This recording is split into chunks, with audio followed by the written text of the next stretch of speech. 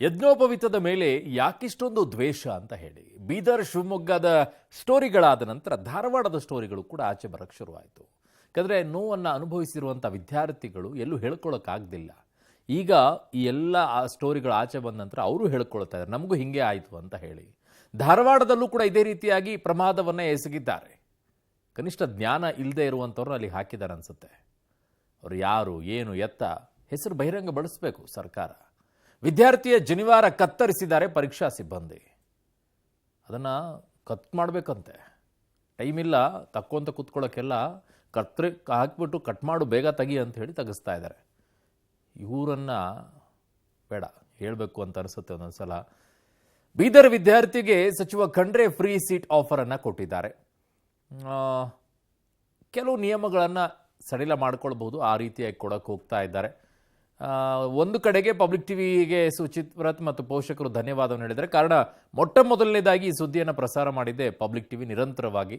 ತದನಂತರ ಈಗ ಎಚ್ಚೆತ್ತುಕೊಂಡಿದ್ದಾರೆ, ಎಲ್ಲರೂ ಕೂಡ ಹೋಗಿದ್ದಾರೆ. ಏನೆಲ್ಲ ಬೆಳವಣಿಗೆ ಆಗಿದೆ ವಿಚಾರದಲ್ಲಿ ನೋಡಿ. ಧಾರವಾಡದಲ್ಲೂ ವಿದ್ಯಾರ್ಥಿಯ ಜನಿವಾರ ಕತ್ತರಿಸಿ ಸಿಇಟಿ ಬರೆಸಿದ ಸಿಬ್ಬಂದಿ. ಜಾತಿ ಜ್ವಾಲೆ ಧಗಧಗಿಸ್ತಾ ಇರುವಾಗಲೇ ರಾಜ್ಯದಲ್ಲಿ ಜನಿವಾರದ ಜಟಾಪಟಿ ಜೋರಾಗಿದೆ. ವ್ಯಾಪಕ ಟೀಕೆ ಆಕ್ರೋಶಕ್ಕೆ ಗುರಿಯಾಗುವುದರ ಜೊತೆಗೆ ರಾಜಕೀಯ ಹಗ್ಗಜಗ್ಗಾಟಕ್ಕೂ ವೇದಿಕೆಯಾಗಿದೆ.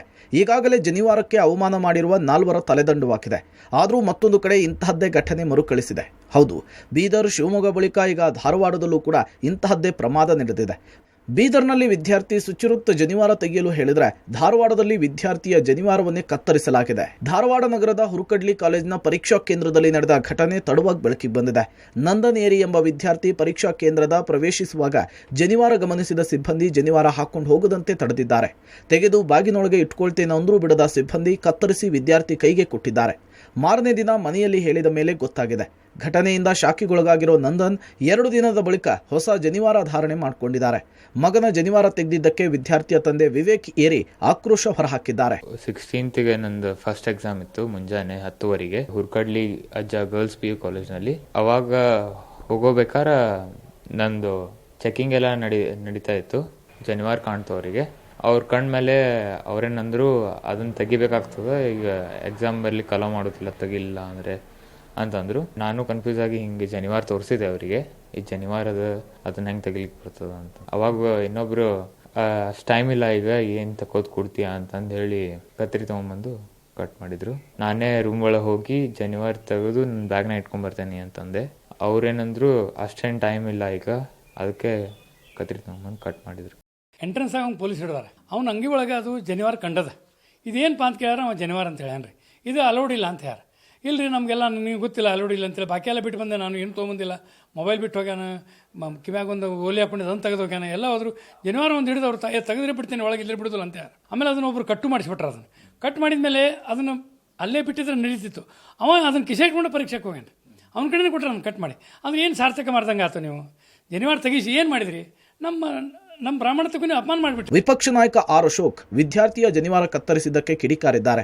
ಕಾಂಗ್ರೆಸ್ ಸರ್ಕಾರ ಬಂದ ಮೇಲೆ ಜನಿವಾರಕ್ಕೆ ಕತ್ತರಿ, ಶಿವದಾರ ಶಿವನೋಪಾದ, ಉಡುದಾರಕ್ಕೆ ಊರುಗೋಲಿಲ್ಲ, ತಾಳಿಗೆ ಭಾಗ್ಯ ಇಲ್ಲ, ಹಿಜಾಬ್ಗೆ ಬಹುಪರಾಗ್ ನಡೀತಿದೆ ಅಂತೇಳಿ ಆಕ್ರೋಶ ಹೊರಹಾಕಿದ್ದಾರೆ.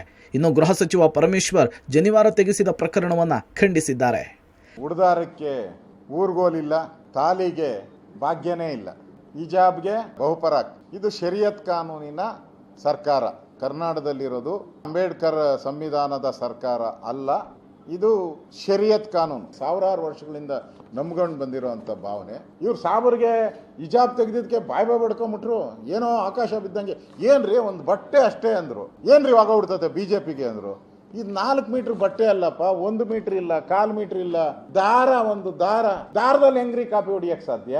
ಈ ಮನೆಯಾಳ ಕಾಂಗ್ರೆಸ್ ಅವ್ರಿಗೆ, ಹಿಂದೂ ವಿರೋಧಿ ಕಾಂಗ್ರೆಸ್ ಅವ್ರಿಗೆ ದಾರದಲ್ಲಿ ಯಾವನ ಕಾಪಿ ಹೊಡಿತಾನೆ, ಇನ್ನು ಬಟ್ಟೆಯಲ್ಲಿ ಸುತ್ಕೊಂಡು ಕಾಪಿ ಹೊಡಿಬೋದು. ನನಗೆ ಅದ್ರ ಬಗ್ಗೆ ಹೆಚ್ಚು ಮಾಹಿತಿ ಇಲ್ಲ, ಆದರೆ ನಾನು ಕೂಡ ಅದನ್ನು ಖಂಡಿಸಿದ್ದೇನೆ ಆಗಲೇ. ಯಾರು ಇನ್ಸ್ಟ್ರಕ್ಷನ್ಸ್ ಕೊಟ್ಟಿದ್ರು, ಸ್ಪಾಟಲ್ಲಿರೋರು ಆ ರೀತಿ ಮಾಡೋದಕ್ಕೆ ಮುಂಚೆ ಅಲ್ಲಿನ ಹಿರಿಯ ಅಧಿಕಾರಿಗಳಿಗೆ ತಿಳಿಸ್ಬೋದಾಗಿತ್ತು, ಅವರು ಇನ್ಸ್ಟ್ರಕ್ಷನ್ಸು ತಗೋಬೋದಾಗಿತ್ತು. ಏನು ಕಾರಣಕ್ಕೆ ಮಾಡಿದ್ದಾರೆ ಅಂತೇಳಿ ಗೊತ್ತಿಲ್ಲ. ಬೀದರ್ ವಿದ್ಯಾರ್ಥಿ ಮನೆಗೆ ಸಚಿವರು ಭೇಟಿ. ಪಬ್ಲಿಕ್ ಟಿವಿಗೆ ಧನ್ಯವಾದ ತಿಳಿಸಿದ ಸುಚಿರತ್. ಜನಿವಾರ ತೆಗೆಯದ ಕಾರಣಕ್ಕೆ ಸಿಇಟಿ ಬರೆಯಲು ಅವಕಾಶ ಮಾಡಿಕೊಡದೆ ಬೀದರ್ ವಿದ್ಯಾರ್ಥಿ ಸುಚಿರತ್ಗೆ ಕಾಲೇಜು ಸಿಬ್ಬಂದಿ ಅನ್ಯಾಯ ಮಾಡಿದ್ರು. ಬಿಇ ಕನಸು ನುಚ್ಚುನೂರಾಗಿತ್ತು. ಇದೀಗ ವಿದ್ಯಾರ್ಥಿ ಸುಚಿರತ್ ಮನೆಗೆ ಜಿಲ್ಲಾ ಉಸ್ತುವಾರಿ ಸಚಿವ ಈಶ್ವರ್ ಖಂಡ್ರೆ, ರೆಹಮಾನ್ ಖಾನ್ ಭೇಟಿ ಕೊಟ್ಟಿದ್ದಾರೆ. ವಿದ್ಯಾರ್ಥಿ ಹಾಗೂ ಪೋಷಕರಿಗೆ ಆತ್ಮಸ್ಥೈರ್ಯ ತುಂಬಿದ್ದಾರೆ. ಸಚಿವ ಈಶ್ವರ್ ಖಂಡ್ರೆ ಭಾಲ್ಕಿಯ ಭೀಮಣ್ಣ ಖಂಡ್ರೆ ತಾಂತ್ರಿಕ ವಿದ್ಯಾಲಯದಲ್ಲಿ ಉಚಿತ ಸೀಟ್ ಕೊಡಿಸುವ ಭರವಸೆ ಕೊಟ್ಟಿದ್ದಾರೆ. ಇದು ಬಹಳ ಅತ್ಯಂತ ನೋವಿನ ಸಂಗತಿಯಾಗಿದೆ. ನಾನು ರಹೀಂ ಖಾನ್ ಅವರು ಸುಚಿವ್ರತ್ ಪರಿವಾರಕ್ಕೆ ಅವರ ಮನೆಗೆ ಭೇಟಿ ಕೊಟ್ಟಿದ್ದೇವೆ. ಆ ವಿದ್ಯಾರ್ಥಿಗೆ ಸಾಂತ್ವನ ಹೇಳಿದ್ದೇವೆ.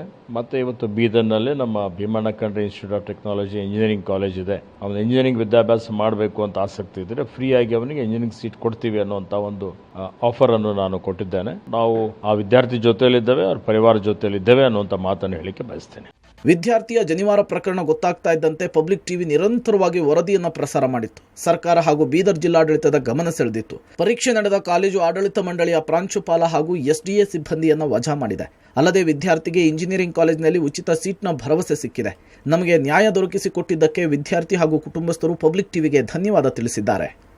ಫಸ್ಟ್ ಆಫ್ ಆಲ್ ನಾನು ಪಬ್ಲಿಕ್ ಟಿವಿ ಅವರಿಗೆ ಬಿಗ್ ಥ್ಯಾಂಕ್ಸ್ ಅಂತ ಇದ್ದೀನಿ. ಫಸ್ಟ್ ಅವರೇ ಬಂದು ಕವರೇಜ್ ಮಾಡಿದ್ರು, ಎಲ್ಲ ನ್ಯೂಸಿಂದು ಲೈವ್ ಎಲ್ಲ ತೊಗೊಂಡ್ರು, ಅವರೇ ಬಂದಿದ್ದು.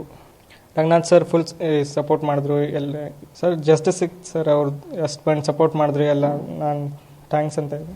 ವಿದ್ಯಾರ್ಥಿಗಳ ಜನಿವಾರ ತೆಗೆಸಿದ್ದನ್ನು ಖಂಡಿಸಿ ಶಿವಮೊಗ್ಗದಲ್ಲಿ ಬ್ರಾಹ್ಮಣ ಸಮುದಾಯದ ವಿವಿಧ ಸಂಘಟನೆಗಳು ಪ್ರೊಟೆಸ್ಟ್ ಮಾಡಿದ್ವು.